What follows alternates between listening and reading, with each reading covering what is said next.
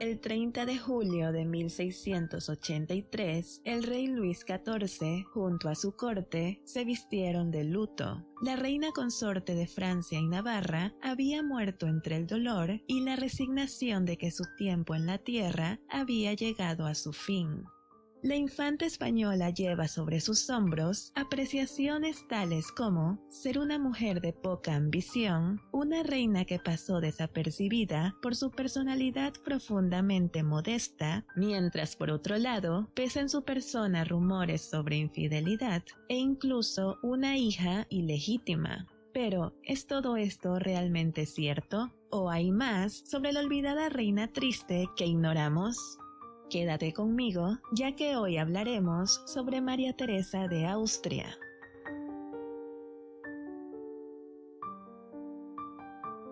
María Teresa de Austria y Borbón nació el 10 de septiembre de 1638 en el monasterio del Escorial. Curiosamente, su futuro esposo acababa de nacer 5 días antes. Este hecho hizo que muchos románticos creyeran que ambos estaban hechos el uno para el otro, pero nada podía estar más alejado de la realidad.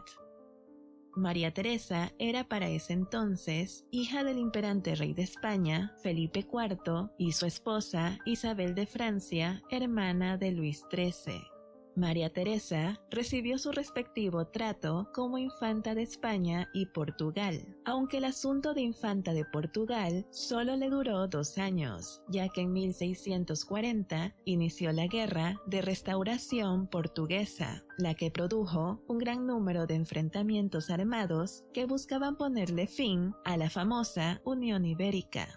María Teresa fue archiduquesa de Austria como miembro de la rama española de la Casa de los Habsburgo, y por matrimonio fue reina de Francia y Navarra. El matrimonio de los padres de María Teresa no fue muy feliz. Isabel tuvo problemas para adaptarse a la corte española, y si a eso le agregamos que su esposo tuvo varias amantes y con muchas de ellas engendró hijos ilegítimos, mientras Isabel le dio 11 hijos, de los que solo 2 superaron la infancia. Entre ellos María Teresa y su hermano Baltasar Carlos, príncipe de Asturias. La reina Isabel murió en 1644, cuando María Teresa tenía apenas 6 años, y 2 años después falleció su hermano. Este último fue la gran esperanza de la monarquía hispánica, al mostrar dotes de gran inteligencia y voluntad en las labores de gobierno,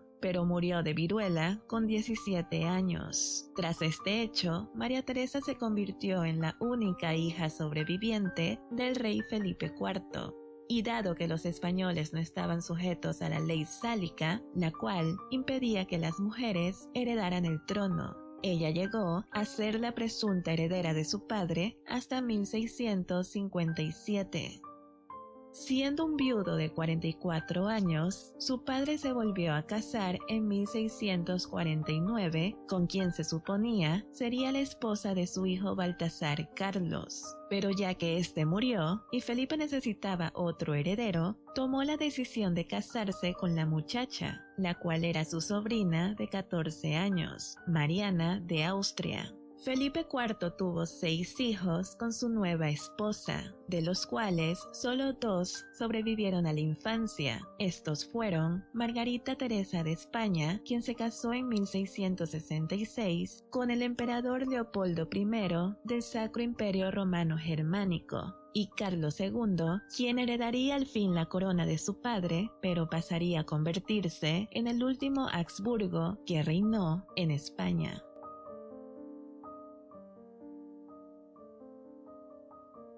Se dice que la futura reina creció muy aislada en la corte española. Se crió con un espíritu teológico y profundamente católico, además de ser instruida en otros asuntos como las artes, la música, la danza y todo lo que una futura reina debería saber. Pero, a pesar de que María Teresa siempre aspiró casarse con el futuro rey de Francia, a esta jamás le enseñaron francés, cosa que le causaría grandes dolores de cabeza a futuro. Desde una edad muy temprana, María Teresa es criada como futura reina consorte en la conciencia y conocimiento de su capital dinástico. Desde los primeros años en la corte de su padre, modelan para ella dicho papel primero su madre, Isabel de Borbón, y después su madrastra y amiga, Mariana de Austria. Si tenemos en consideración quién fue su extravagante esposo, es natural que la historia recuerde a María Teresa como una mujer que jamás se prestó a las frivolidades de la corte francesa. Ella no hablaba francés, así que tampoco era tan platicadora. Su suegra y tía, Ana de Austria, mientras gozaba de salud y vida, fue de gran ayuda para ella en ese aspecto, sirviéndole de traductora y compañía. María Teresa es catalogada como una mujer de poca ambición y de personalidad piadosa y profundamente modesta.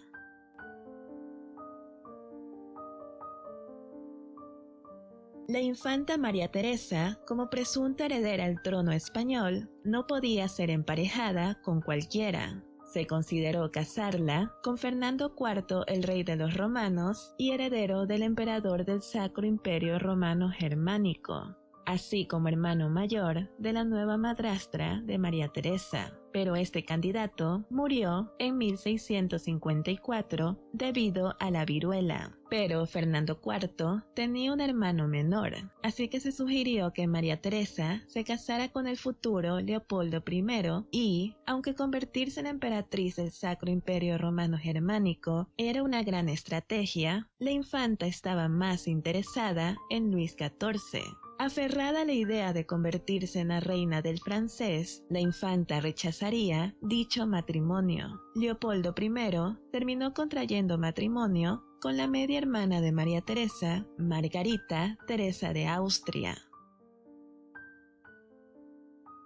Conseguir casarse con Luis XIV resultaba un poco difícil, considerando que España y Francia se encontraban en guerra y llevaban así desde 1635. Además de eso, a su padre, el rey Felipe IV, no le hacía mucha ilusión casar a su hija con Francia. Afortunadamente para María Teresa, ella contaba con la aprobación de Ana de Austria y su primer ministro, el cardenal Mazarino. Ambos veían con buenos ojos la idea de que la infanta española se convirtiera en la esposa del rey de Francia. La propuesta fue enviada a España, pero Felipe se negó. Al rey español le preocupaba la posibilidad de que María Teresa, siendo hasta ese momento la única pretendiente a la corona, cuya vida no parecía pender de un hilo, el casarla con Francia significaría que España se convertiría en francesa después de la muerte de Felipe.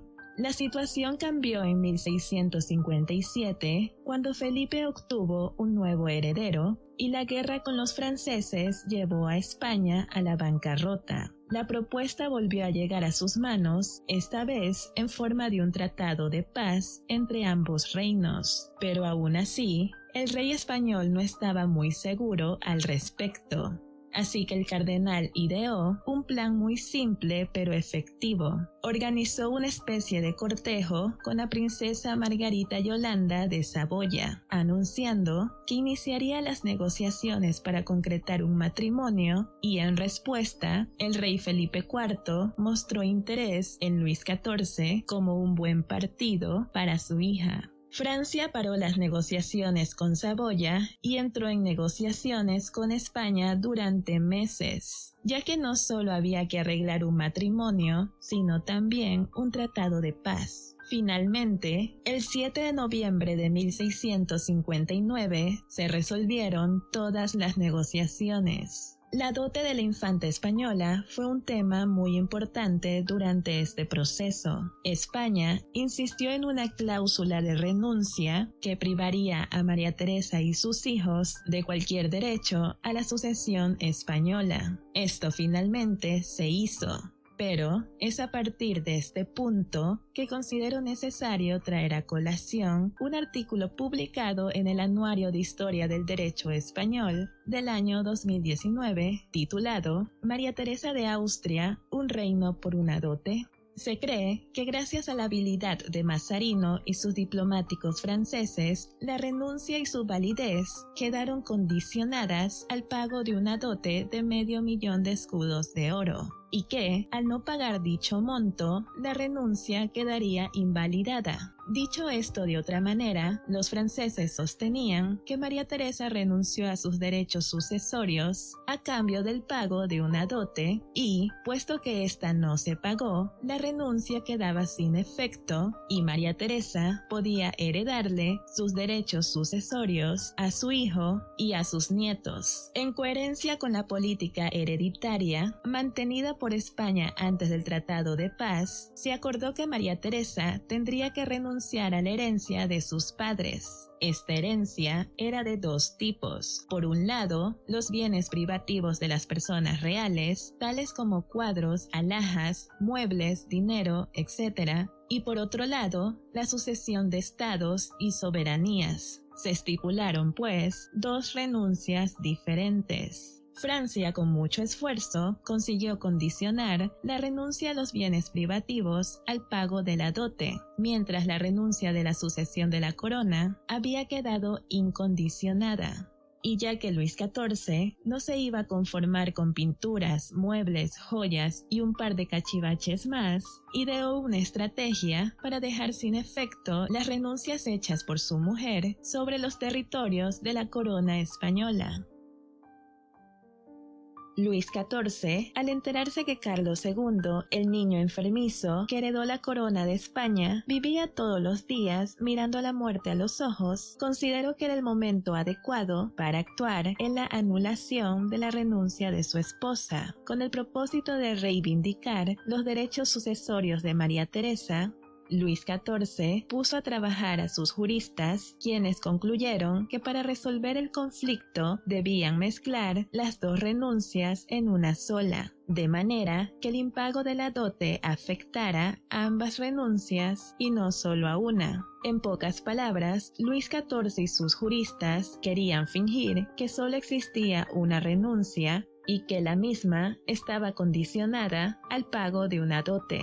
Naturalmente, cuando este nuevo documento llegó a manos de los letrados españoles, estos pegaron el grito al cielo y comenzaron a trabajar en su contraargumentación, ya que les resultaba absurdo que el rey francés basara su reclamo en un documento manipulado. Pero bien, esta trama de unificar las renuncias y la dote que España nunca pagó no sería relevante hasta la muerte de Carlos II y cómo Luis volvió a usar ese documento para que su candidato Borbón ascendiera al trono de España. Mientras Luis XIV esperaba que Carlos II muriera, no le soltó el brazo a España e inició la Guerra de Devolución en 1667, alegando que su esposa era la heredera de gran parte del territorio de los Países Bajos. En resumen, él ganó en ambas circunstancias.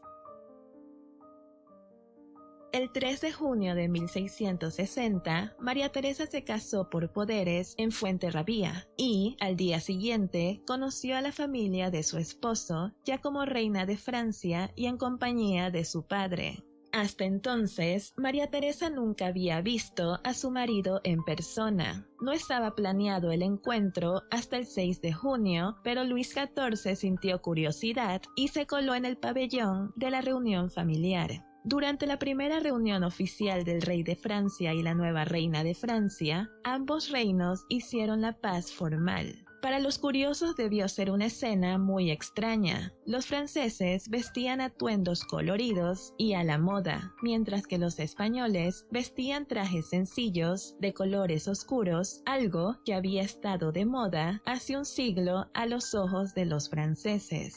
Además, grandes alfombras cubrían el suelo y marcaban las fronteras de Francia y España, para evitar que alguno de los reyes entrara accidentalmente en el reino del otro.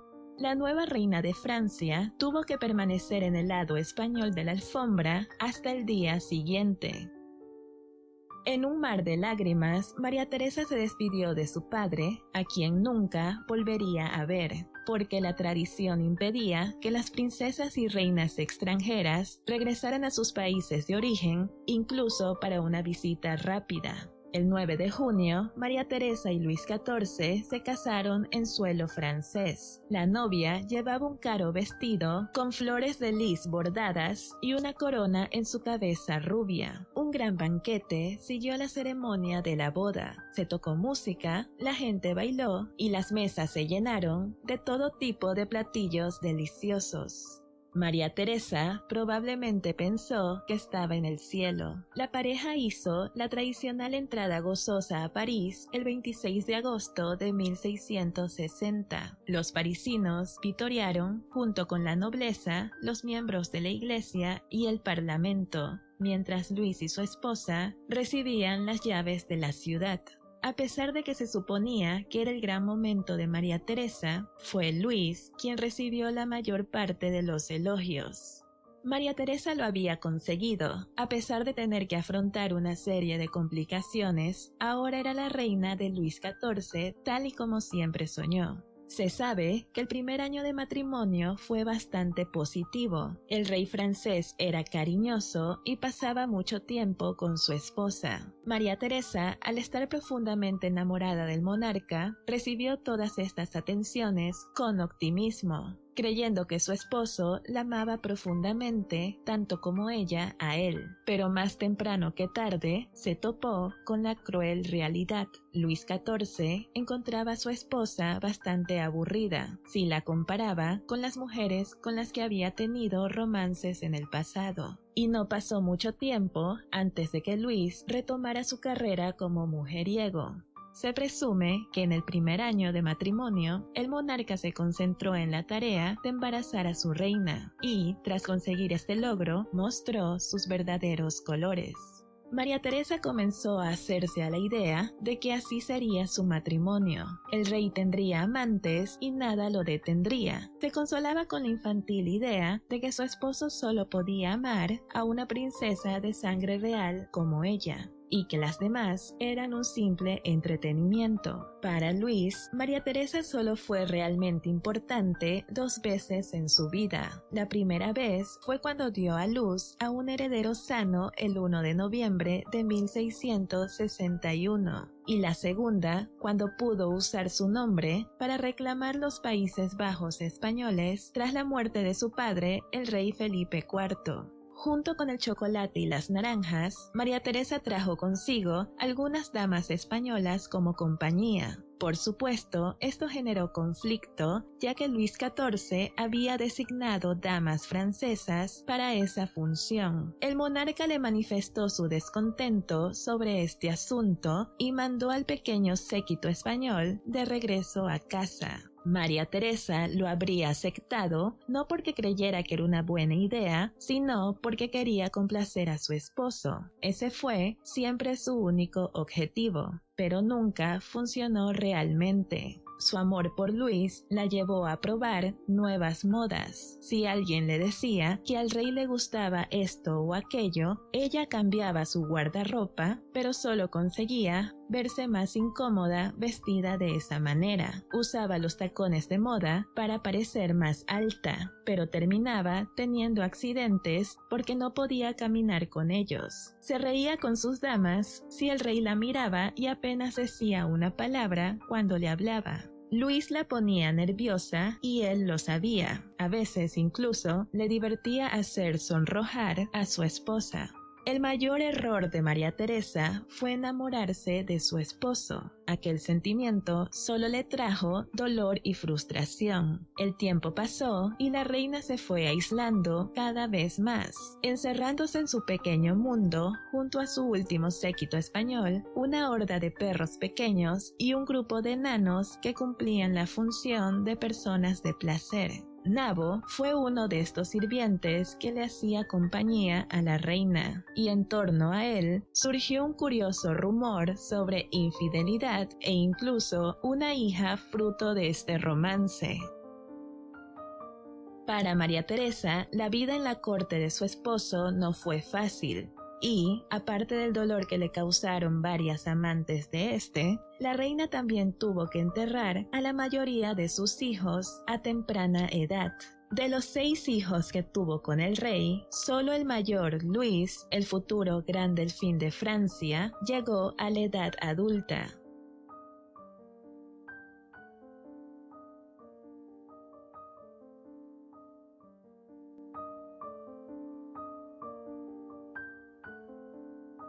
La participación de María Teresa de Austria en la política francesa es discreta pero relevante. Así lo expone la profesora y escritora de historia Romero Díaz en su ensayo Emociones y autoridad de la reina consorte María Teresa de Austria en la correspondencia con Sor Mariana de la Cruz. Este ensayo revisa y reinterpreta la representación histórica de María Teresa y enfatiza su protagonismo político a través de la reevaluación de una documentación bastante valiosa, como es la correspondencia epistolar, que desde 1666 a 1683 entabla con su prima Sor Mariana de la Cruz de las Descalzas Reales de Madrid. En este intercambio de cartas podemos apreciar que María Teresa cumple su función como reina consorte y se convierte en símbolo de paz, un modelo de maternidad y una defensora del cristianismo. Además de ser madre del heredero y delfín, y de representar la imagen pacificadora y piadosa, glorifica su nueva dinastía con discreción y también debe y sabe mantener alianzas con personajes influyentes de su país natal para autorizarse como reina consorte. María Teresa fortalece los lazos con su tierra natal y se involucra en las negociaciones del matrimonio entre su hermano Carlos II de España y María Luisa de Orleans. Ni torpe ni desinteresada, María Teresa de Austria sabe actuar su papel de reina consorte y explota su capital dinástico cuando es necesario, sin ensombrecer el ascenso de Luis XIV en la política europea, beneficiando a la larga a los dos países a los que biológica o políticamente les debe fidelidad. La reina maneja sus redes familiares con eficiencia, intercambiando cartas con su hermano el rey, con su madrastra, la reina madre, incluso con María Luisa de Orleans, la nueva reina española. María Teresa comparte sus opiniones y da consejo a su sobrina sobre su deber como reina consorte. La relación epistolar entre María Teresa de Austria y su prima Sor Mariana de la Cruz muestra cómo las alianzas femeninas basadas en el intercambio de emociones y sentimientos son relevantes a la hora de mantener y establecer estrategias de autoridad. Las expresiones de afecto, tristeza y aprobación de la reina se funden con asuntos de orden político que ratifican su lugar en el entramado político de la época. La manera en que María Teresa negocia materias de impacto internacional, como es el matrimonio entre Carlos II y María Luisa de Orleans, y la forma en que logra posicionarse gracias a sus alianzas dinásticas, son un ejemplo excelente del papel de las reinas consorte a la hora de intervenir públicamente pero con discreción, sin dejar de lado su breve regencia en 1672 durante la campaña del rey contra Holanda, la única participación de la que se le da crédito históricamente. En pocas palabras, María Teresa de Austria fue más que una reina triste y olvidada, que ignoraba por completo lo que acontecía en su país natal y en el que la adoptó.